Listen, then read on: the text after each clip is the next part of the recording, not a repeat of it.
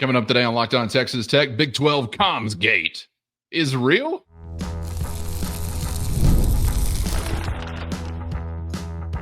You are Locked On Texas Tech, your daily podcast on the Texas Tech Red Raiders. Part of the Locked On Podcast Network, your team every day. Great to be with you again on Locked On Texas Tech on the Locked On Podcast Network, your team every day. Always free and available on YouTube or anywhere you get podcasts. With the only Chris Level, I'm Casey Cowan, back again for a bonus on-the-fly reaction episode as things are happening near and far across Big 12 country today, Chris. And we've got a lot to get into here, as you may have seen some of these rumblings today, depending upon where you are spending your time on the internet, and beginning to be some national attention turned to this as well. Comms Gate. It's got to be a gate. Everything's a gate. So that's what we're rolling with. In-helmet communication, the subject of today's conversation and reaction. Unsecured frequencies, also a term I never thought I'd use on this program, but we will use, I guess, today, Chris. So I guess I'll let you set the table, man, because we run it back for sure to last weekend, may run it back a little bit further, as now we know the Big 12 Conference is asking football programs to return communication equipment for fear, again, that it's unsecured. And a lot of this, correct me if I'm wrong, stems from some Texas Tech specific activity. So take us wherever you want to go from there and fill in some of the gaps for us. Yeah, and I want to, preface everything that I'm going to say with, hey, look, I'm not saying anyone, was up to no good here. I don't know what anybody's intent. Obviously the Red Raiders have lost a couple of games, and we'll get into a couple of the opponents that you had that are kind of involved in this story directly or indirectly. And so, we're just going to kind of stay on topic with the story, and then, people can draw their own conclusions or whatever. So I just want to make sure that we get that out in front. Okay. So, and some of this has been reported, ESPN and The Athletic have kind of been dabbling in this deal. I was aware of something, if you're watching this on a Wednesday night or Thursday morning, or whatever it may be, I guess I was aware of something at some level on a Tuesday afternoon. But this is a source close to the situation. This is also a source close to the individual that alerted Texas Tech about it, and alerted other institutions about the possibility of comms, being accessible, like a police scanner, if you will, if you knew where to look and what kind of equipment to have and all those things. So that's where a lot of my knowledge comes from. And as odd as it is, I believe this individual that was the ultimate source in all this, or that kind of cracked the code or figured out and tried to alert these schools, hey man, I think he was he walked in the old radio booth on Saturday in Fort Worth. And I mean, I shook his hand and didn't even think about this, and then all kind of the dots connected on Tuesday afternoon. I'm like, oh. So anyway, so to start back, it is my understanding that a source reached out to Texas Tech on Tuesday morning at some point and indicated to the head coach, and I'm not sure who else, but I believe the head coach and Coach McGuire, hey, I think I've got something you're going to want to listen to. And what it was an audio recording of, I believe, not one, but both of your coordinators calling plays during the game this past Saturday. And so, which begs a lot of questions. One, why is there? I would have thought when this is spoken in a game, it's just gone. There is no audio file recording it. I don't know why anybody would need that.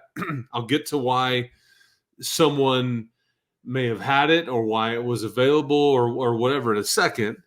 But I think that it caused some immediate concern, and then everybody doesn't understand, okay, what is happening, what all is going on. But there apparently is an audio recording, I believe, on a gambling website. Okay, that's also what I don't know if that aspect has necessarily been really reported yet, about, because I mean this is all coordinator talking to linebacker or QB, and I guess I don't know if it's limited to that. I believe that's all this was, but I can't say for sure that there wasn't more to that. Like in other words, your entire Coach Com system. I believe this was only in helmet communications. I believe. Okay. But I think the head coach becomes aware of this and understandably so has lots of questions. And I think that the source contacting Tech is basically making them aware, like going, hey, man, we just want you to know this kind of stuff is out there. Be careful. You guys might need to ask some questions to the league, or I believe the company, Cowan, is GSC. Yeah. Okay. Ask some questions there, but this is happening. Okay. But this is also what was conveyed to which has also now since been reported. So we can now confirm it. This individual worked the A&M Arkansas game on September the 28th at AT&T Stadium. It is my understanding he works for a company in North Texas, and that company basically works with Baylor, TCU, the Cowboys, the Rangers, University of North Texas. I think I already said that.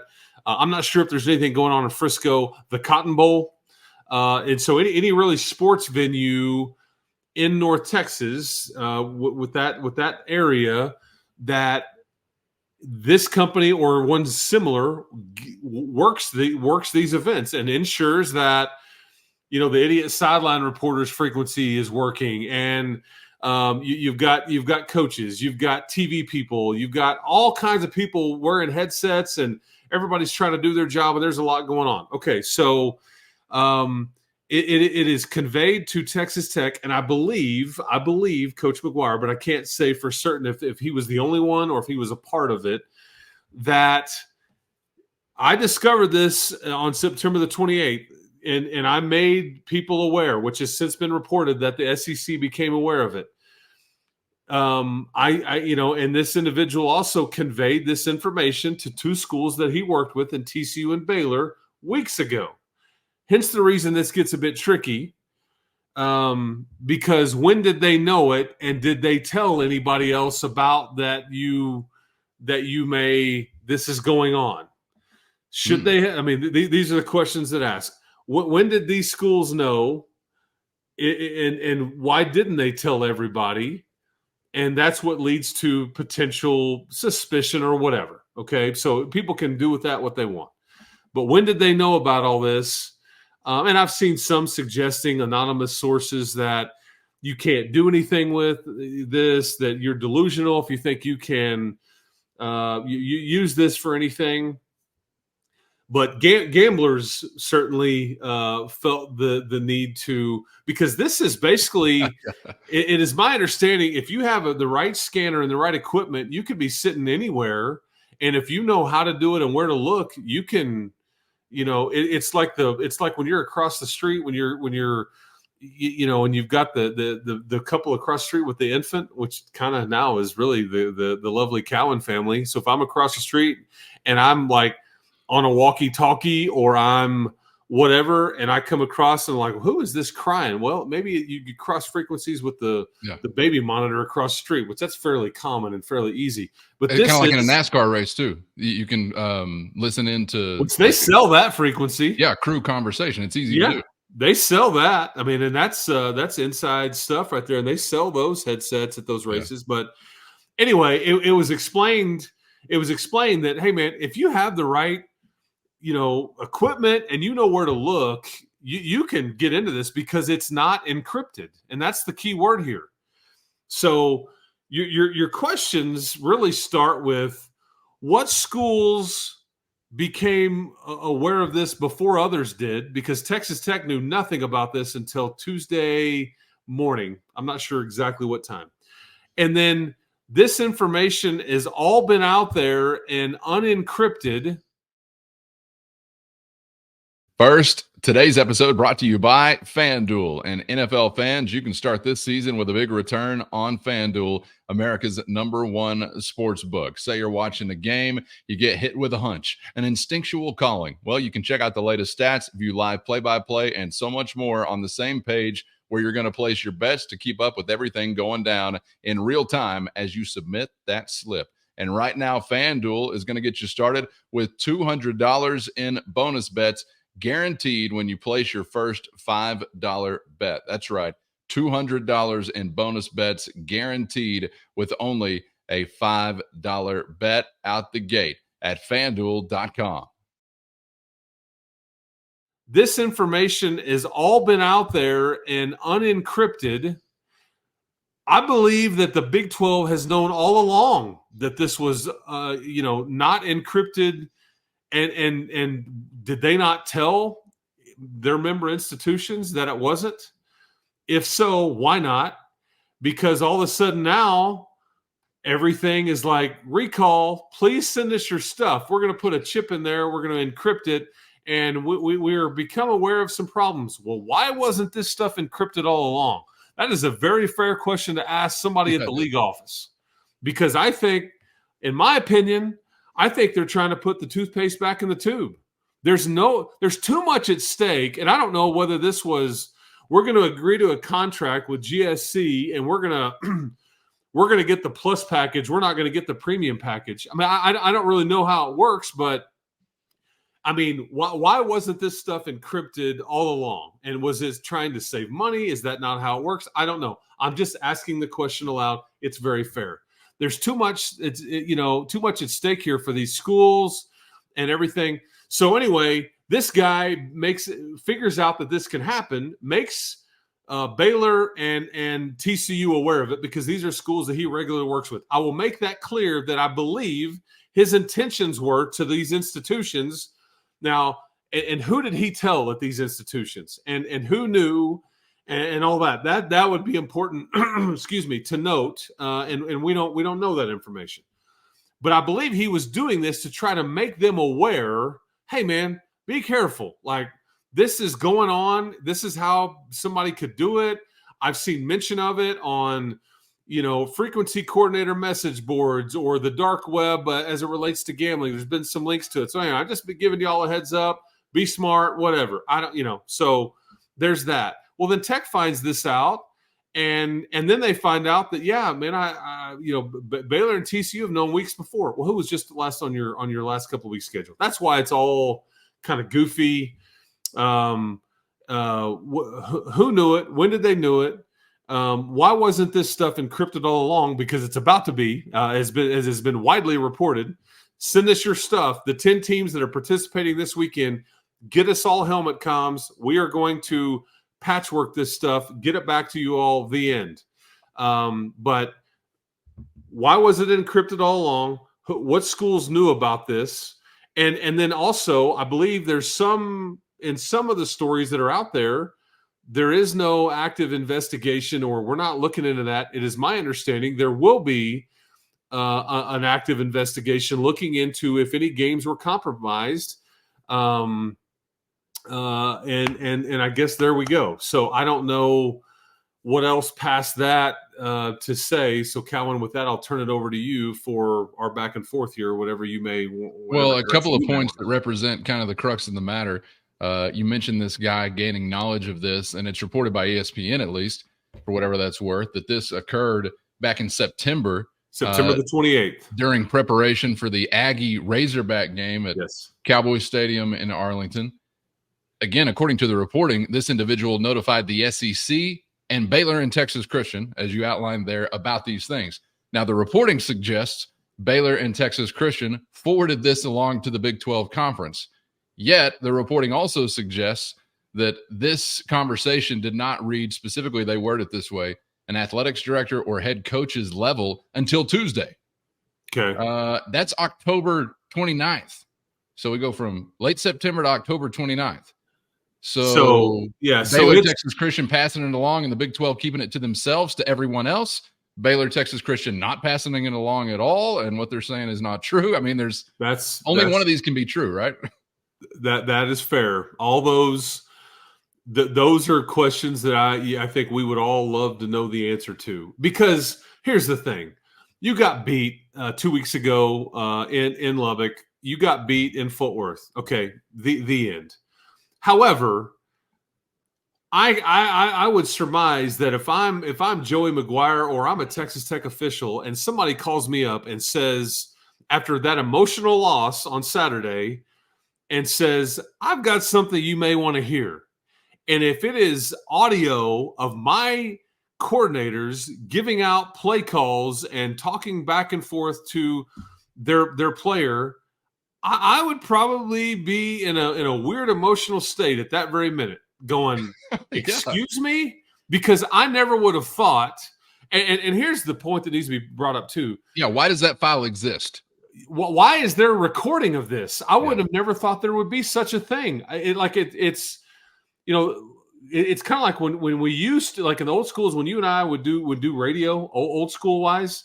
It's like as soon as you said something, it's gone forever. Like it's not to be captured or it's just gone into the abyss. I miss those days. Yeah, and now it's like there's recordings of us, there's podcasts, there's people watching at different times, people record their radio shows, and so you can go back and listen later if you missed something, whatever. All that is available. But in the old days, I would have thought that this was just when that play is called, it's gone to the abyss, never to be heard or seen again, right? And I think it's very fair for everyone to be hypersensitive about all of this stuff because of what went on with, Connor Stallions and the Michigan deal and all kinds of things. But how dumb is it? How dumb is it for the NCAA, for the Big 12, or whatever is going on here, for somebody to not have encrypted these comms? How stupid are you?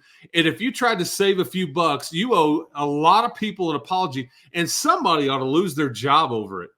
Somebody ought to be reassigned or removed because there are billions and millions of dollars at stake. And if anything were to be compromised or jeopardized or whatever, I mean, that is, because we're talking gambling now. We're talking, I mean, come on. So I don't know who's ultimately at fault here. And you hope that everybody told the truth and everybody is, but somebody dropped the ball or dropped the encryption on the comms because for member institutions not to have known until just now when you're into November, I mean, because who knows what's going on. So anyway. And there's just a lot of things that are not quite connecting because, again, the reporting suggests, like we already mentioned there.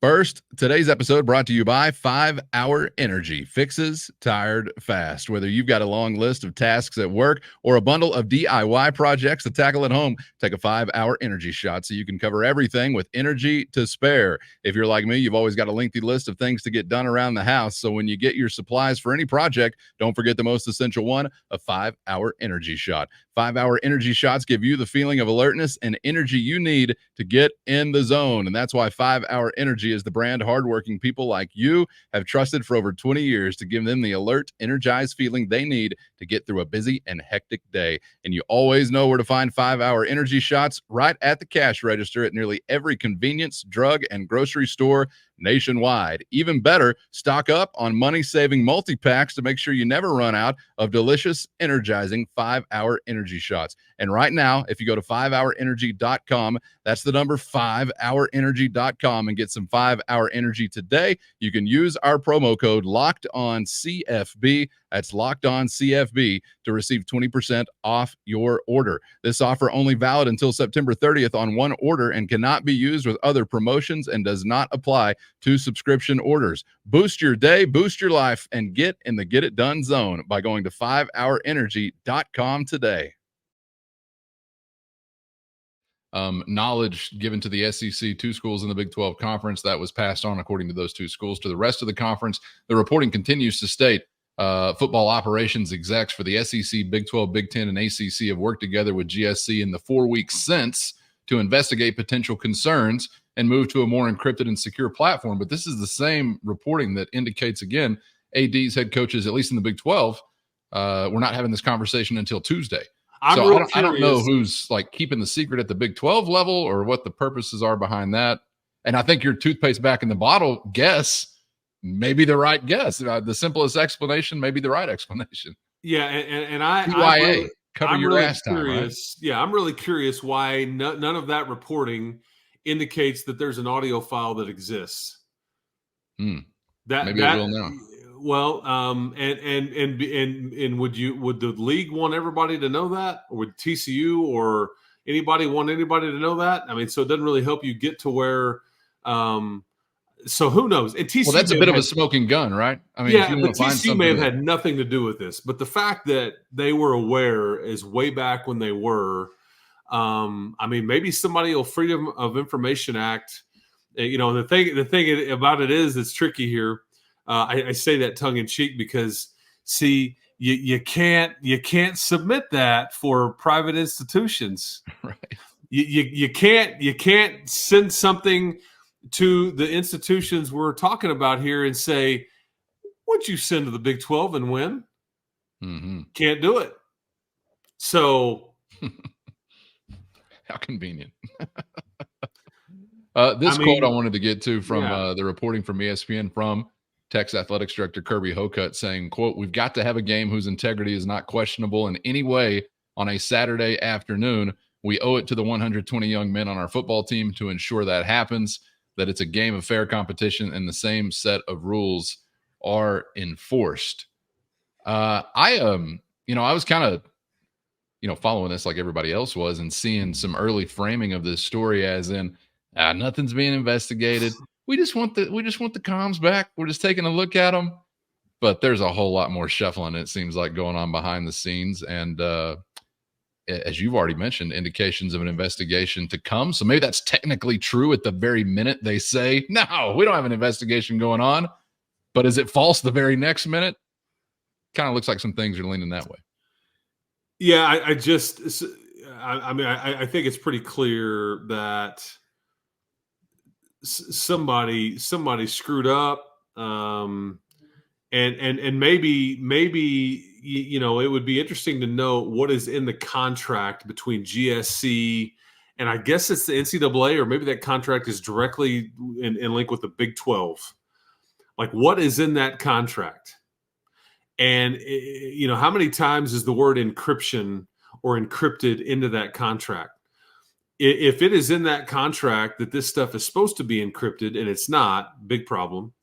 And if it's not in there at all that it was that it's supposed to be encrypted, or that whatever, then you have to blame the consumer there and the Big 12 for not going, "Hey man, yeah, give us the," as I guess I call it, like the platinum package. Make sure that, because to open yourself up, and whether this is NCAA or Big 12, I'm not exactly sure on who.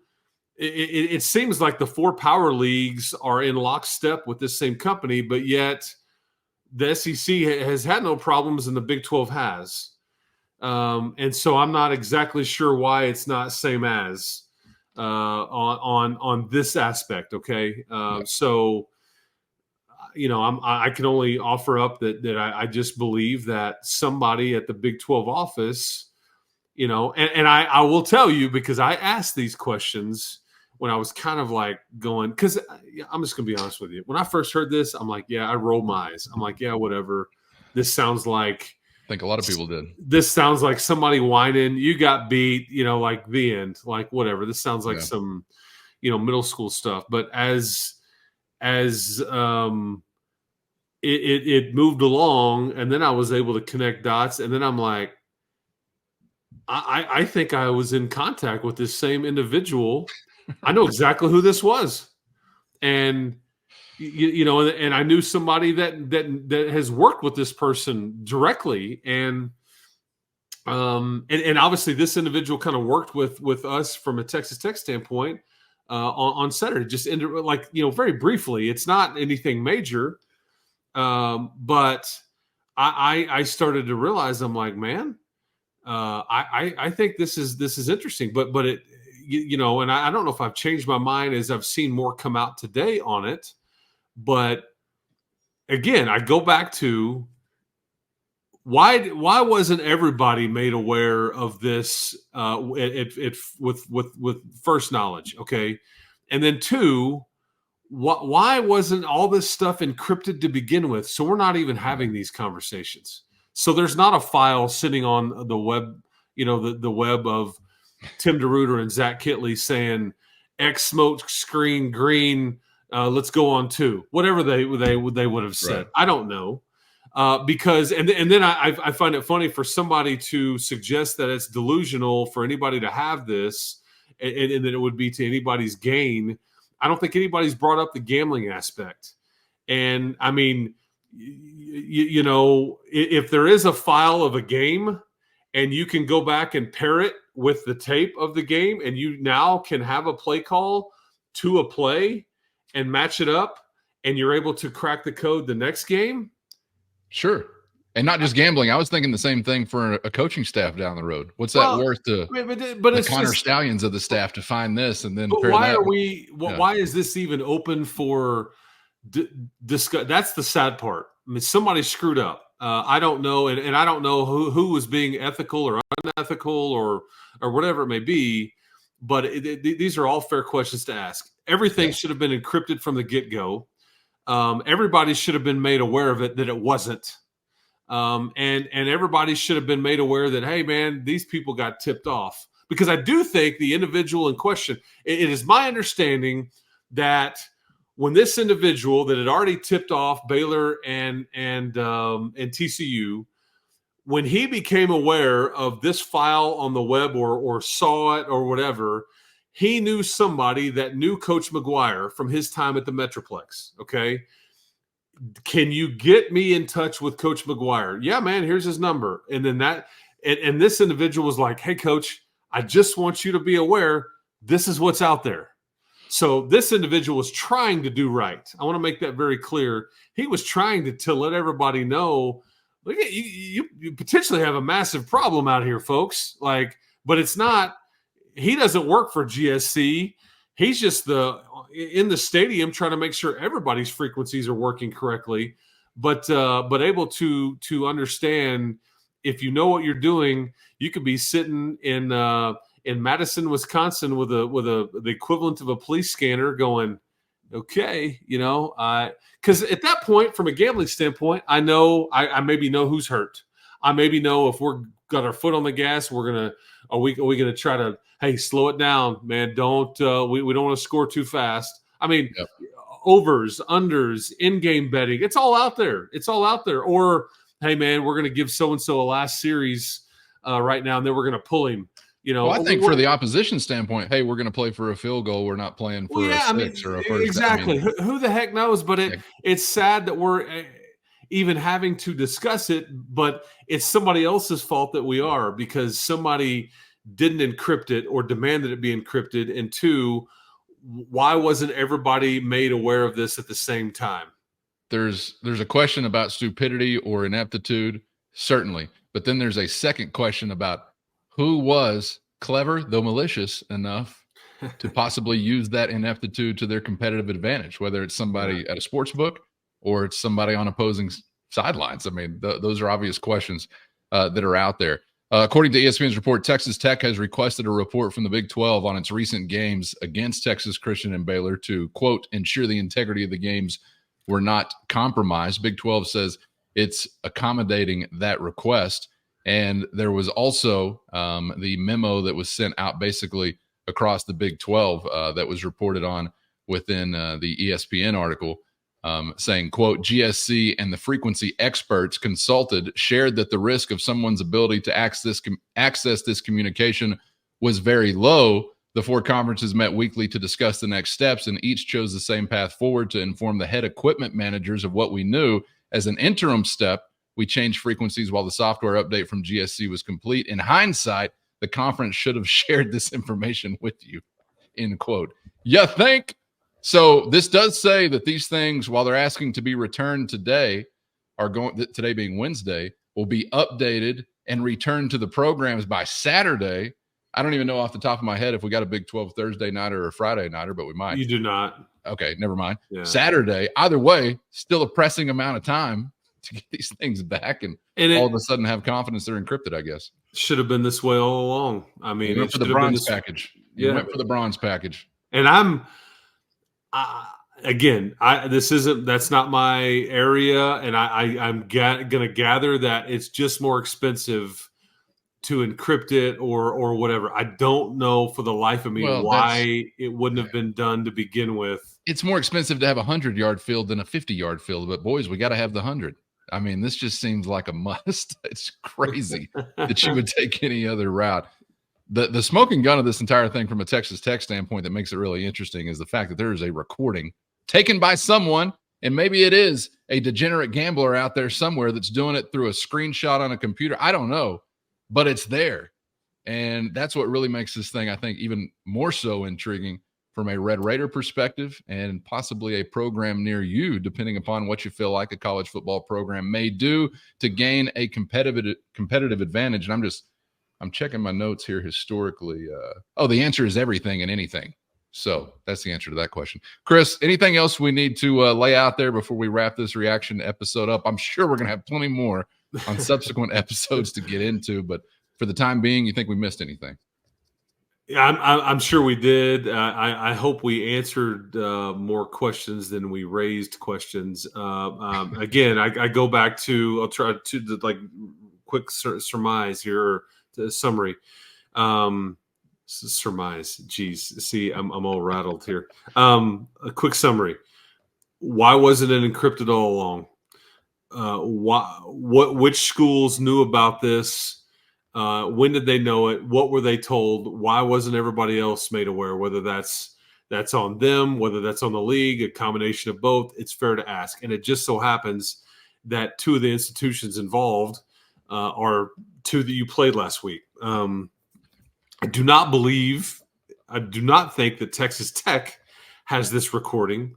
I believe that the source played this recording for your head coach. And I would love to know how long that recording was. Was it a full game? Was it parts? Is it still on the web on one of these sites? Because if it is and somebody knew how to acquire it, you're still somewhat compromised. As I said, you can take that, you can match it up with the replay of the game, understand what this is called, when it's, whatever. And I don't know if anybody would be able to use that, but it's just the whole thing seems unnecessary that we're here. And in no way does anybody know of any cheating that has gone on. I do think the Big 12 will probably say, hey, we looked into it, didn't find anything. Kind of like when you submit it to the league office and say, hey man, on the 3rd and 7, our guy was pulled down and it's a hold. Your referee guy in the stripes there, he's looking right at it. He doesn't call it. And they come back and go, yeah, we missed that one. And it doesn't do you any good. So there's not going to be any kind of feel good here. But if anything, maybe you've shed some light on a potential problem that maybe somebody could have gotten away with in the future. But a question, if your head coach does not have this brought to his attention, how long are you operating? The Big 12 bringing it to everyone's attention? Because it wouldn't have been Tuesday. No reason to believe that, at least.